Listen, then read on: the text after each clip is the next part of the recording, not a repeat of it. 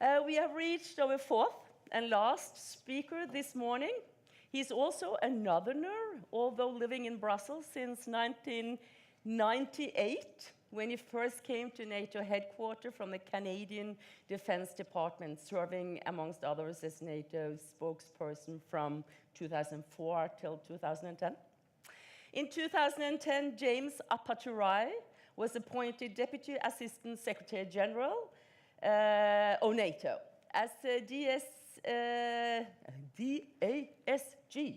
He is responsible for NATO's political relations with countries across the globe, international organizations, enlargement, and arms control. He is responsible for NATO's relation with all its partner countries and organizations, including the political agreements, partnership, cooperation programs, and other bilateral and multilateral arrangements. And as the Secretary General's Special Representative, he is responsible for carrying forward the alliance policy in two strategically important regions, the Caucasus and Central Asia. Please, James Appathurai, the floor is yours.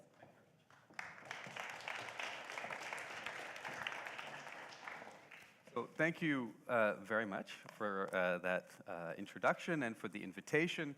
Let me also thank everyone who organized this event. It's really a great honor to be here and to be in this panel. Before coming, I've never really spent much time in Norway, so I asked my Norwegian, Swedish, and Finnish friends to tell me a little bit about the region, so I could have a sort of anecdote to start the remarks. But I noticed that all their anecdotes were about their neighbors, often very kind. So I think even though I'm a northerner, I shouldn't repeat any of them. So then I asked the Secretary General's office for some reading material, and then they gave me the Social Guidebook to Norway, which was, by coincidence, written by a Canadian. For those of you who can't see it, there are 4 faces here, 3 of which are completely blank and 1 of which is happy. And underneath is written, happy, sad, angry, drunk. So you don't apparently need to read the rest of the book. So I won't quote from this either, but I think I'm prepared now. So let me turn to the subject, which is, of course, a very serious subject. And Tony Blair, I don't know if it's politically correct to quote Tony Blair here or not, but Tony Blair once used an expression which I remembered, which was to say there are moments in history where the kaleidoscope is shaken, and before the pieces settle, you have to engage and try to make sure that they settle in the right spot. And I think we're definitely in one of those moments where the kaleidoscope has been shaken more than certainly at any point in my working life, and we need to, exactly as the minister said, take the right decisions now, and it's not always easy to see what those might be. What I'll concentrate on is, because that's the topic that was assigned to me, the Baltic Sea region and the Arctic, so the north. Try to explain how NATO sees these regions and how we see security here, and then what we're doing about it. And then, of course, I'd be very happy to participate in the question and answers. But obviously, the theme of this is going to be, as all the ministers already addressed, Russia's destabilizing activity. And I want to start by saying that the NATO aim is not to have problems with Russia. What we would like is to have a constructive dialogue with Russia, and if possible, a constructive partnership and cooperation with Russia. And that's what we used to have. When I started at NATO, I remember, walking in the hallway and people would talk half-jokingly about when Russia joined NATO. That was the direction we were going. We're like, how do we defend against China? This is things that we used to talk about. But we had very broad practical cooperation, regular political discussions, and this sort of Russophobia that Moscow talks about now is just nonsense. There was none of that, and there is none of that. But unfortunately, we're in a very difficult period, and this region is, the Baltic region, is of key strategic interest to Russia. And I think it's worth concentrating on because if you look at NATO's evolution over the past 20 years, this is the area in which we are seeing the deepest transformation of the alliance And it's also the area in which we're seeing the deepest engagement with important regional partners. So it's worth concentrating on. So the first sort of important point from a NATO political and planning point of view is that this is a region of key strategic interest to Russia. And there are multiple reasons. One is, of course, this is where Russia borders on NATO and the European Union. And as we saw over Ukraine, Russia sees the movement of countries towards the EU also in a very negative sense. So this feeds into a Russian narrative of encirclement, this region. And you will hear it. I don't know to what extent they believe it and to what extent they instrumentalize it, but you hear it. Second, it is crucial from an eternal military point of view for Russia's western sea lines of communication, for their navy, for their maritime traffic, for the freedom of movement through the Baltic Sea to the North Sea. So this will never go away. That is a strategic interest. It's also host to critical regional energy infrastructure, takes Russian oil and gas directly to Europe, and now bypassing Ukraine. So Nord Stream 1, now Nord Stream 2, expanding that. So for all of these reasons, we are quite convinced that, of course, this will remain important. Then we have Kaliningrad, which is of strategic military significance, including because it's a way to put pressure on and take pressure off of the West and divide the West. Moving Iskanders in, saying you're going to move them in, not moving them in, it's all a way to very effectively apply pressure. And then finally, from a military and strategic point of view, in the event of, God forbid, military confrontation between Russia and NATO, control over Finnish and Swedish airspace and sea lines of communication, including the Gulf of Finland, Gotland, the Åland Islands, would allow Russia to control this region and deny access to NATO.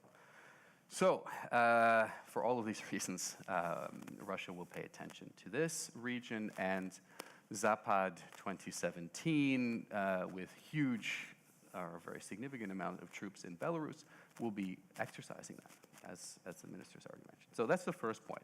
We need to stay focused.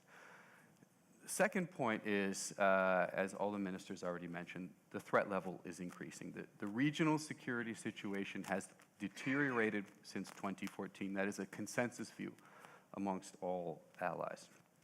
And it covers a number of areas which you've already heard, so I won't go into too many of them. We have heightened air activity. We have military exercises that target allies and target partners in the region very openly and sometimes deliberately openly. There is the movement or development of technology, which we call anti-access area denial. The minister mentioned it already, which is sort of layered systems to deny access if we need to reinforce in the region. Disinformation, cyber attacks, personal attacks on politicians are all part of this. Then there is the leveraging of migrant flows, which Russia can turn off and turn on, and we've seen a little bit of that. So there's really quite a lot going on, and we, as I say, we see the threat level having diminished. There isn't a massive military buildup, but it is worse than it was. So what are we doing about it? And there are two aspects from a NATO point of view. One is to ensure that the territory of NATO members is not just defended, but is robustly defended and seen to be defended, because we consider it to be an essential contribution to European stability that NATO territory is absolutely secure, especially in this kaleidoscope moment. So that has many, many elements to it. I think the most visible recently has been the deployment of battle groups, one each into the Baltic states and into Poland. And that's what people see. Let me just sort of sketch out for you what the rest of it is. We already moved in what are called force integration units, nephews, to use the sort of phrase we use, but very small formations that are designed to not just exercise, but to help receive incoming NATO forces if they are necessary. then the NATO response force has been tripled in size, and its sort of readiness has been improved. Then we have all the follow-on forces that can come, and this is all in addition to the national forces that are in place that are also improving. So all of this is sort of a layered, sequential series of reinforcement and presence to make it clear that we can and will defend NATO territory.